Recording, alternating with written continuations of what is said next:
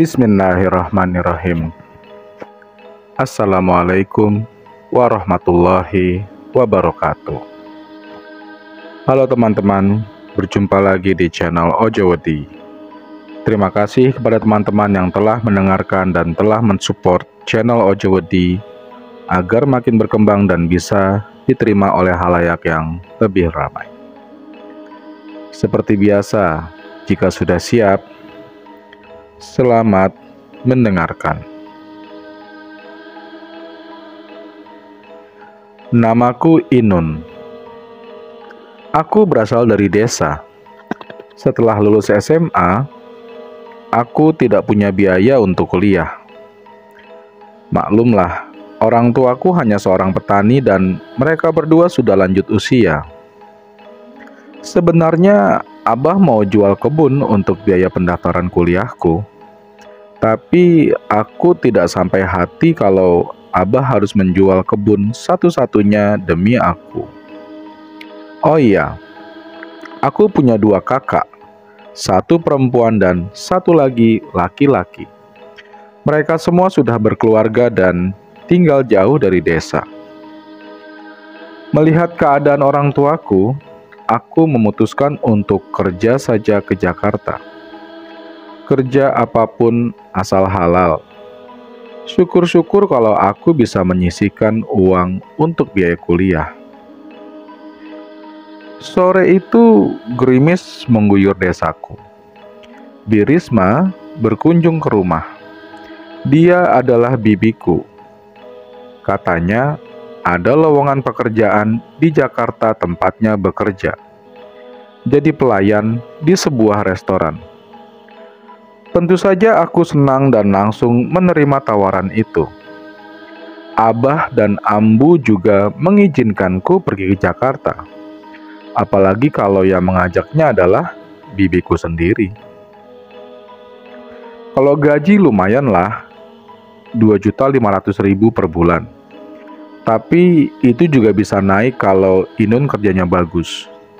Bi Risma menjelaskan kepada kedua orang tuaku. Aku menyuguhkan teh hangat ke hadapannya. Dia duduk di atas kursi plastik, sementara kedua orang tuaku duduk di kursi panjang yang terbuat dari bambu. Walau rumahku sudah dibangun menggunakan tembok, tapi lantainya masih tanah. Kami belum ada dana untuk melanjutkan pembangunan. Jadinya, di dalam rumah kami harus menggunakan sendal. Inun nanti tinggal sama kamu? Tanya Abah. Iya, nanti tinggal sama Risma aja, Bah. Kebetulan kontrakan Risma luas. Kebetulan bibiku menjanda. Dia diceraikan suaminya setahun yang lalu. Suaminya selingkuh dengan janda kaya di desa sebelah. Terpaksa Bi Risma harus merantau ke Jakarta demi menafkahi anaknya yang masih bayi. Iya, Ambu mah titip kalau Inun masuk angin, tolong dikerik. Dia udah biasa dikerik orangnya. Tenang saja, Mbu. Risma dari dulu sudah anggap Inun ini adik sendiri. Bi Risma tersenyum. Diminum, Bi, tehnya, kataku. Besoknya aku pamit. Berat rasanya meninggalkan kedua orang tuaku yang sudah tua. Tapi bagaimana aku harus bekerja agar bisa kuliah? Sebelum berangkat, Abah membekaliku sebuah jimat. Katanya buat jaga-jaga saja. Jimat itu sebesar koin 500-an dan dibungkus dengan kain warna hitam. Abah menyuruhku untuk menyelipkannya di dalam dompet. Aku manut saja apa kata Abah. Saat itu belum ada KRL jalur Rangkas Bitung ke Jakarta. Aku dan Bibi masih naik kereta api biasa yang dipadati penumpang. Bukan hanya penumpang yang berjubel, tapi juga banyak para pedagang asongan, pengemis, preman, bahkan copet. Dulu itu, kereta api menjadi lapak basah bagi para penjahat. Kejahatan seksual dan pencopetan pasti terjadi setiap hari. Untung saja aku dan Bibi kebagian tempat duduk. Kami duduk dekat jendela. Dari jendela kereta itu terlihat hamparan sawah membentang. Pohon-pohon berjejer di pinggiran rel. Lamunanku melayang pada masa-masa SMA. Tidak terasa ternyata takdir melemparkanku ke Jakarta. Inun, tiba-tiba Bi Risma membuyarkan lamunanku. Iya Bi, mau es? Kulihat pedagang es teh manis asongan berdiri di samping tempat dudukku. Mau Bi? 2 ya bang, kata Bibi pada pedagang itu. Selang 1 jam kami tiba di stasiun Tanah Abang. Orang-orang berhamburan keluar dari dalam kereta seperti ratusan semut yang keluar dari sarangnya. Mereka berebut tangga, berdesakan. Tidak seperti aku dan Bibi yang santai saja menunggu di dalam kereta. Bibiku malas kalau harus berdesakan seperti itu. Setelah Bibi memastikan tangga itu lengang, kami keluar dari kereta. Di luar ada seseorang lelaki yang menghampiri Bibiku. Ia memeluk Bibi di depan umum tanpa malu-malu. Mungkin saja itu pacar barunya Bibi. Kenalkan, ini Inun saudaraku. Bi Risma menyentuh pundakku. Hai Inun, sapa lelaki itu. Perawakannya kurus, rambutnya pendek. Ada luka gores di pipinya. Hai kakak, salam kenal. Aku menjabat tangannya. Aneh, telapaknya terasa panas. Tanganku seperti dibakar. Kugibaskan secepat mungkin jabat tangannya. Kenapa? Tanya Bibi. Napasku terengah-engah. Aku menggelengkan kepala. Enggak apa-apa, Bi. Hari pertama di Jakarta, Bi Risma menyuruhku untuk berdandan rapi. Memakai pakaian hitam putih dan sepatu hitam. Katanya dia akan memperkenalkanku pada atasannya. Kami berangkat dari kontrakan ke mall dengan menggunakan bajai. Mall masih sepi karena kami datang terlalu pagi. Hanya ada beberapa toko yang baru buka. Karyawannya sibuk merapikan barang dagangan. Aku mengikuti Bi Risma dari belakang. Ia berjalan dengan terburu-buru sehingga aku harus mempercepat langkah. Sesampainya di lantai 6, ternyata tempatnya tidak seperti yang kubayangkan. Aku kira akan bekerja di sebuah restoran yang besar dan megah. Tapi ternyata hanya di food court. Sebuah kios kecil yang menjual nasi Padang. Nah, ini dia restorannya. Aku celingukan. Restoran sederhana sih. Lebih tepatnya kios makan. Bi Risma nyengir. Iya Bi. Bosnya mana ya? Tanyaku. Belum datang. Biasanya nanti siang. Bi Risma merogoh kunci dari dalam tas kecilnya. Ia kemudian membuka kios kecil itu, mengelap etalase dan mengepel lantai. Kata Bi Risma, nanti akan ada orang yang mengantarkan masakan Padang ke mall ini. Bosnya sudah masak di rumah, jadi tinggal dijual saja. Benar saja, tidak lama kemudian 5 orang lelaki muncul dari arah lift. Mereka membawa box besar yang berisi masakan Padang. Ada 1 orang yang terlihat sempoyongan membawa termos besar berisi nasi. Bi Risma menghampirinya lalu membantu menggontong termos nasi tersebut. Kenalin, ini Inun. Dia akan kerja di sini, kata Bibi sambil menata makanan. Hai Inun. Wah, Mbak Risma, kalau gitu saya bakal sering mampir ke sini, goda seorang lelaki kurus berambut keriting. Hush, jangan macam-macam ya. Dia ini saudaraku, bentak Birisma. Oh, saudara Mbak Risma toh, ujar lelaki bertubuh tambun. Ya sudah, kami pamit deh. Semangat ya Inun kerjanya. Iya, terima kasih, kataku sambil malu-malu menatap mereka. Nun, nanti akan ada Tio. Dia kerja di sini juga, kata Birisma. Oh, iya Bi, jawabku. Tak lama kemudian Tio datang. Ia mengenakan jaket hitam, celana levis panjang, sepatu Converse, dan tas kecil yang diselempangkan di dadanya. Dari wajahnya, aku bisa menebak umurnya kisaran 23 tahun. Tubuhnya kurus, kulitnya sawo matang.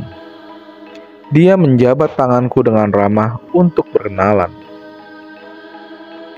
Semakin siang mall semakin ramai. Kebetulan hari pertamaku masuk kerja adalah hari Minggu. Aku dan Tio membantu membawakan pesanan ke pelanggan, sedangkan Birisma sibuk menyajikan pesanan pelanggan. Nun, bos nggak bisa datang hari ini, mungkin besok. Soalnya dia lagi sibuk. Oh iya Bi, nggak apa-apa. Hari pertama yang sangat melelahkan.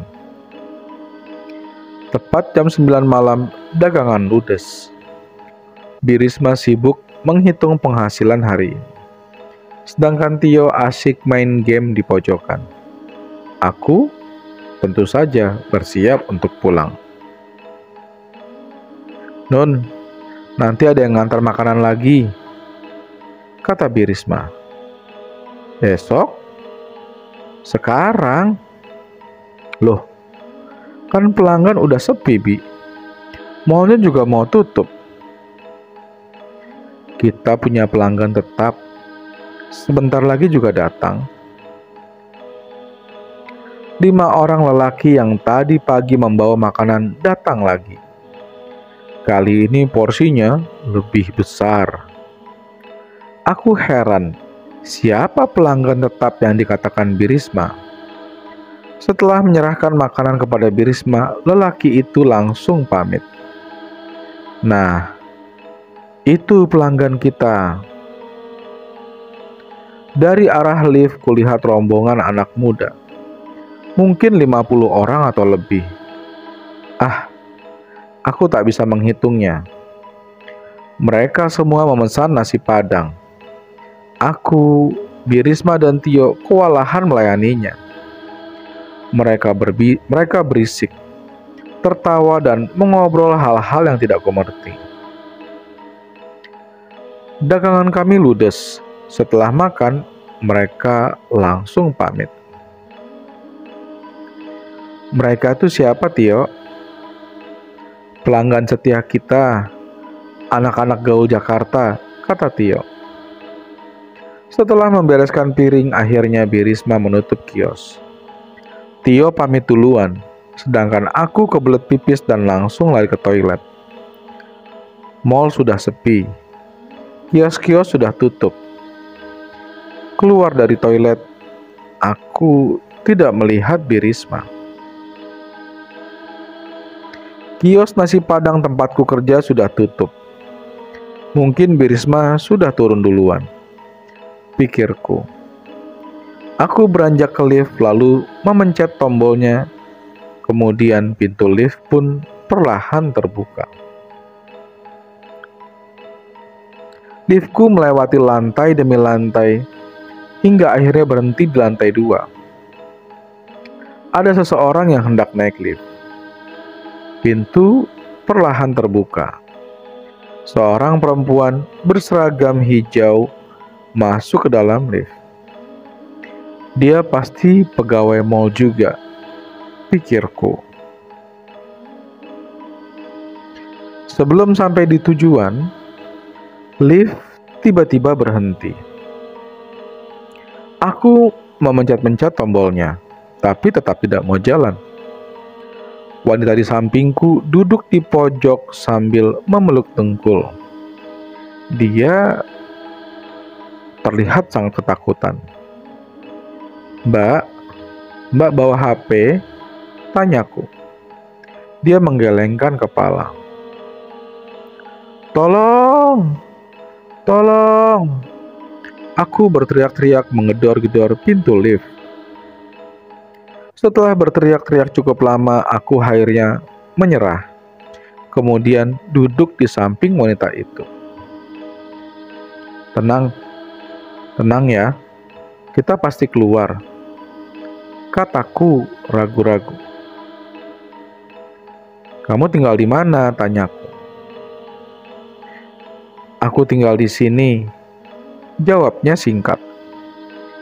Di sini? Ia mengangguk. Tiba-tiba lift kembali bergerak. Aku bangkit sambil bersorak gembira. Setelah tiba di lantai dasar, kulihat Birisma dan seorang lelaki berseragam satpam berdiri di hadapan lift. Bi, tadi aku kejebak di lift sama dia. Tunjukku ke arah perempuan tadi. Tapi entah apa yang terjadi, perempuan itu tidak ada di sana. Ia tiba-tiba menghilang. Dan aku pun tidak melihat siapapun di dalam lift. Kejadian kemarin membuatku penasaran.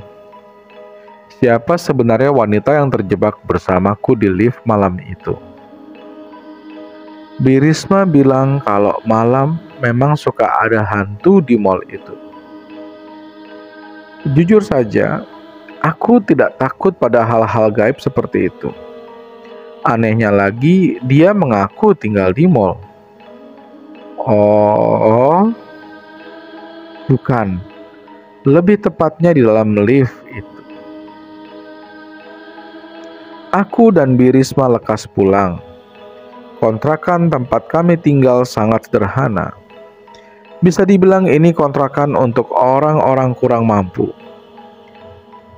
Birisma menyewanya seharga 500.000 per bulan. Di sebelah kontrakan Birisma diisi oleh seorang pedagang kopi asongan. Sedangkan sebelah kirinya diisi oleh Mbak Tania yang katanya seorang pelacur. Tapi aku tak ambil peduli. Lagi pula Mbak Tania baik. Dia suka menyapaku. Sebenarnya kontrakan ini nyaman. Hanya satu yang menjadi kendala, yaitu airnya. Air di kontrakan ini bau comberan. Bibi menyuruhku untuk meluluri seluruh badan dengan bedak setiap habis mandi.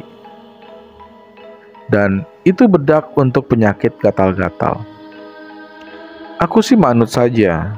Mungkin kalau sudah terima gaji 2 atau 3 bulan, aku berencana pisah kontrakan dengan Bibi. Kontrakan Bibi ada di lantai 2. Kalau mau naik ke atas, kami harus melewati terowongan terlebih dahulu. Itu terowongan kecil semacam 2 tembok yang mengapit. Brengseknya, suka ada orang yang kencing sembarangan di sana. Bau pesing menguar di terowongan dan itu membuatku hampir saja muntah. Malam kedua aku menginap di kontrakan Birisma, kejanggalan mulai terjadi. Tengah malam saat kami sedang tidur, ada yang mengetuk pintu. Aku guncangkan tubuh bibiku. Tapi dia tidak mau bangun. Tidurnya nyenyak sekali.